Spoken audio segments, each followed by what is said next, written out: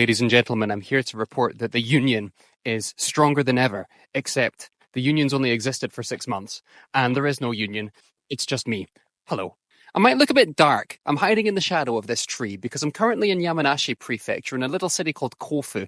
You can see a little castle-y boy thing over there. Thing is, it's 10 a.m. and it's already baking hot. So if I am kind of shadowy, there's no alternative, because if I step into that kind of sunny patch over there, I will dissolve before your eyes. So this is the best we can do. At the time of recording this video, I've been back in Japan for 5 or 6 days. My family is yet to join me, so I'm just taking advantage and doing little day trips where I can go at my own pace. I love my children, but their pace is not my pace. Their pace is either 3 times faster than my pace or beyond glacial. You know, the thing that no one tells you about small children. I mean, maybe they do. Maybe I just wasn't listening. But you'll be taking them to the most amazing experience. Let's go to the dinosaur museum. Let's go to the chocolate factory. Let's go to this big, famous playground. And they will stop halfway and they'll just go, you know what? This escalator is where it's at, and I'm going to stay on this escalator for the next 15 minutes, up, down, and that's going to be our day, and you're going to like it, Father. What this is going to be, I'm jokingly calling it the State of the Union. Really, it's my reflections on my channel as I've reached and now surpassed the 6-month anniversary of me creating and uploading my first video on Four Corners of the Page. This is not going to be a numbers video, okay? Do you remember the Microsoft paperclip? I want to help you with this from 10, 15 years ago. That, combined with the Duolingo owl, combined with like threefold sadomasochism, and that's what the YouTube algorithm is like. It is the most passive-aggressive, heinous master that I refuse to capitulate to. So this is not going to be about numbers. My channel, in that regard, is the same as every other channel. Sometimes a video does well. Sometimes a video does not do well. Sometimes people come in and decide to subscribe, and people sometimes look at me and go, you know what, I made a mistake here. And, you know, they're right. So they leave. And it's all fine. It's just, it's all, you know, the number stuff. Ultimately, BookTube is a drop in the YouTube ocean. Okay? I am a drop in the BookTube ocean. The YouTube is a drop in the internet ocean, and we're all going to die. So, it's fine. But I did want to take stock about what I want to celebrate on my channel. What have I done on Four Corners of the Page in the last 6 months that I'm really proud of, that I really kind of can take ownership of and say, this is amazing. I made this and I'm happy. And what kind of things do I want to look at kind of semi-critically and go, you know what, that was fine, that was good. How can I make this better? How can I improve? What is the roadmap for me as I head into the second half of 2025? You know what, let's do it like this. 1 positive, 1 target, 1 positive, 1 target. That seems like a quite clean, easy way of getting this information out there, huh? Okay, positive number 1 is going to be really silly. I did it. I did it, man. Look, Mum, I'm here. Genuinely. So I did think when I first started my channel, am I going to keep this going? For various reasons, right? Time is a big one. I find time very difficult to keep track of, and I find that things can take longer than I expect, and some things can take less time than I expect. But there's an issue there. There's an issue with self-confidence when you're making a channel, right? Am I just going to look at this and sort of cringe and then delete, and then my videos are gone? And this whole project that I was hoping to set up and perpetuate just kind of gets lost in the wash because I don't have the confidence to keep it going. I would say the first broad positive of Four Corners of the Page 2025 Q1, Q2 is that I still exist. I persist. And I'm very proud of persisting because obviously when you make a channel, you don't know how it's going to go. And I am proud of myself, even on my worst days, that I've decided to keep this thing going and enjoy it. So we'll make that number 1. Target number 1 is going to be following up. I don't know if you've noticed, there's been a few things on my channel where I've said, listen, and then part 2 of this video is going to come later, or episode 3 of this is going to come later. Maybe this is the start of a new series. And very often these things just never happen. And it's not that the intention is to lie to you. I'll never lie to you unless I really want to. The problem is that I get excited by new products. I'm like a little puppy dog that just kind of follows the newest exciting thing. I kind of go, oh, I want to do this, and I run away with it. And the stuff that I say I'm going to come back to, the part 2, part 3, just doesn't happen. And there's been a few different things. I mean, I wanted to do a video on audiobooks to video game 2 and kind of close off that series. I love doing those wee PowerPoints, and I've only made 1 or 2 so far, and I want to make another one. I get sidetracked. Okay, thing number 2, I think I've kind of begun, maybe sort of, to find my voice on my channel.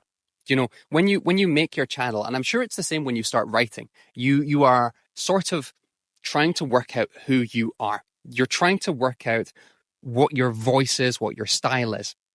things like that. And you think you might be coming on to have a certain kind of a style. Maybe you think you're going to come on and be that kind of bombastic, hey guys, welcome back to my channel. Like and subscribe. Do like and subscribe, by the way. I was lying about the numbers thing. I want you here. Or maybe you think you're going to be this kind of analytical, soft-spoken, seated at a desk with an hour of just continuous unedited lecture. And that's going to be your style. But you don't really know until you do it. And one thing I'm quite proud of over the last 6 months is I do feel like I've begun to find a bit of a voice. I feel like I kind of own the fact that I speak at 3 times speed.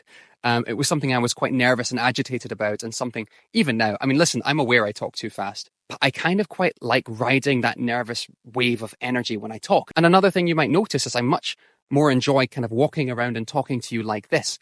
It's just something that comes a little bit more naturally to me. And when I thought I was going to start this channel, I thought I'd be sitting here and staring and sort of just pontificating. But it turns out I don't have the words. And when I don't have the words, at least I can move and do some hand gestures, huh? But now I've got to criticize myself. And how do you criticize perfection? You know what I'm going to talk about? I'm going to talk about book reviews. Because if you go back on my channel, I think I've put maybe 2.5-ish book reviews together on my channel. They've been very, very slim. Do you know what it's like when you start to learn a new language and you learn the vocabulary and you learn the syntax and you learn the grammar and you know how to ask for breakfast or say thank you or ask for the receipt. But then you actually stand in front of someone and you try and speak. You have all this sort of knowledge in your brain from the textbook into your brain and you try to speak. I sound like I'm doing like a Preply ad or something, don't I? But it's true. Like you try to speak and it just, you freeze, you stutter and you stall. That has kind of happened to me with book reviews. Okay. I know how to structure a book review. I feel like I have enough thoughts after finishing a book to make a book review, but I get kind of frozen when I decide to make one. I think I need to exercise that muscle. I think I understand what that muscle is. I can point to all the muscles that make the arm go like this. But again, you can understand that does not equal progress. So I think I do need to get a few more book reviews out to improve that aspect of myself. Positive number 3, and this was an unexpected one, is community and conversation. When I first started my channel, I thought it was going to be me and possibly a few viewers, maybe not. But that would be sort of the style of my channel. I would be making videos, I would upload them, and I'd respond to those few comments. And one of the sheer delight of finding out that I can do live streams and talk with other people and talk to authors as well. I mean, I'll rope the sort of author conversations into this as well, has just been so marvelous. It's been fabulous. It's been fantastic. It has been, do you know what? I spoke on a live stream with Nikhil from Esteem about a month and a half ago. We were saying, if you had to, would you choose live streams only with other kind of members of the community, or would you choose your kind of standalone, individual, isolated videos? We both chose the former, and I don't think that was in any way sort of a poorly thought out decision. Yeah, man, it's been such a joy and a delight and an unexpected delight. So I'm very grateful for all of you who I've interacted with on this channel to any capacity. And I don't mean that in a simple, facile way. I mean it genuinely with a deep well of appreciation. Number 3. I think target number 3 is going to be continue to learn stuff. You know, if you look at my channel at the beginning, I didn't have a clue what I was doing, and I still don't, but I can do CapCut. And I can do, sounds added in, and I can snip things out, and I can go in and I can try and fix the audio to some minor degree. I can do all of that. I would be upset if the videos don't improve in quality because I get comfortable, because I stop learning, because I know how to sort of slap something together in half an hour and shove it on the internet. Part of the real experience of making this YouTube channel for me has been the ability to go, okay, well, how do you do this? This situation has happened. How can I fix that? Gathering all these tools video by video.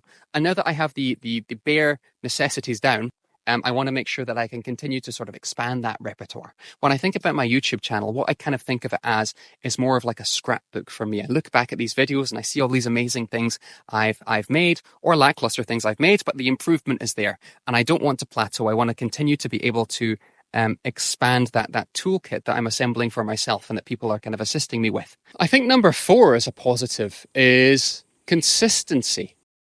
You know, when I started this channel, I was in Kuwait, and since that's happened, I've moved jobs, I've traveled to Scotland and now to Japan, and life has been turmoil. It's been the best kind of turmoil, but it's still kind of turmoil. The fact that I have kind of been able to regularly upload, and listen, there's nothing wrong with taking breaks or anything like that. And you know what, with my new job, if things get hectic, there might be a sense in which it might be best to kind of delay the producing of these videos just so I can keep up with everything.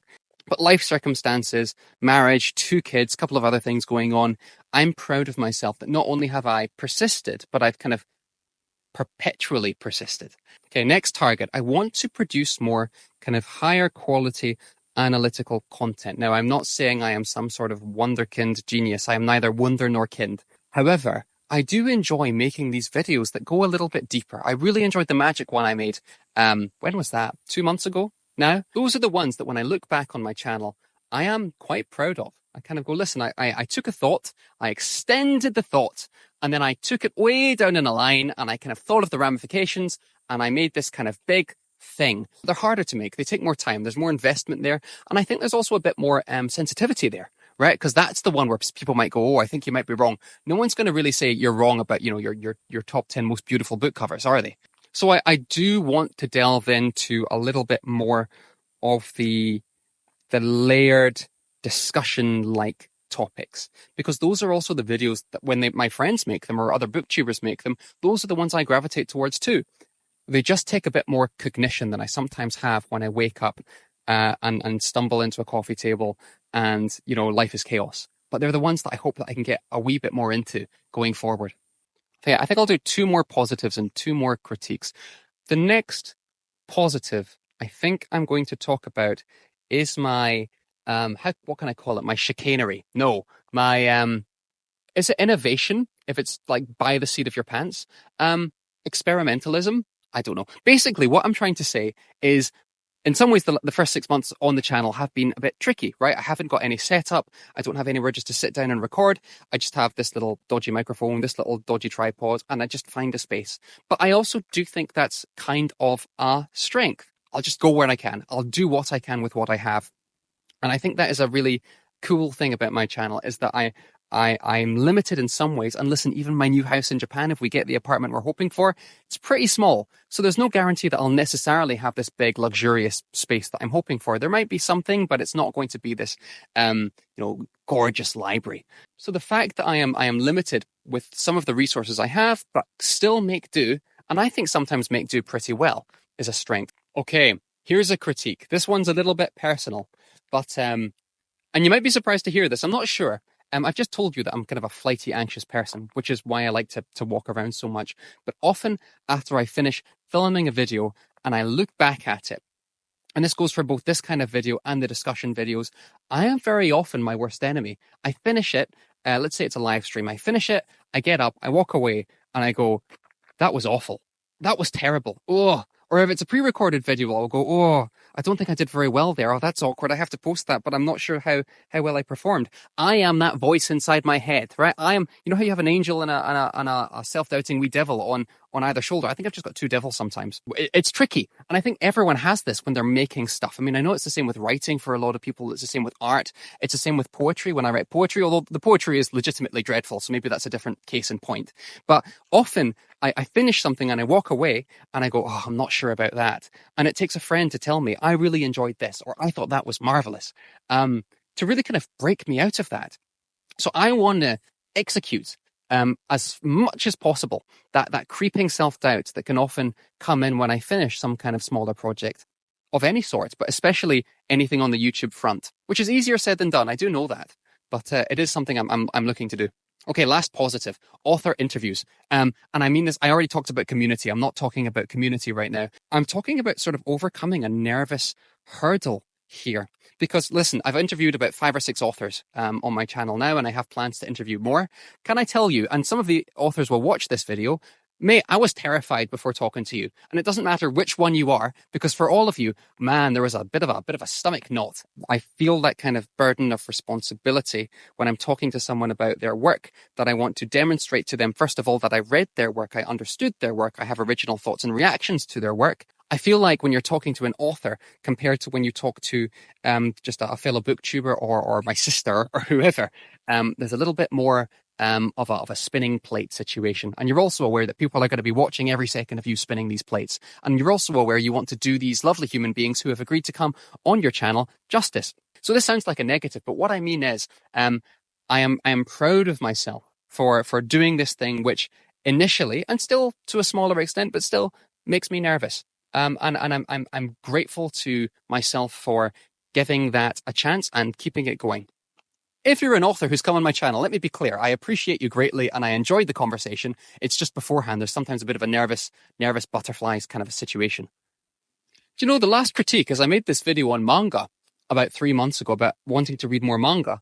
And then I haven't made a single manga video after that, or a graphic novel, or comics, or any kind of visual medium stuff.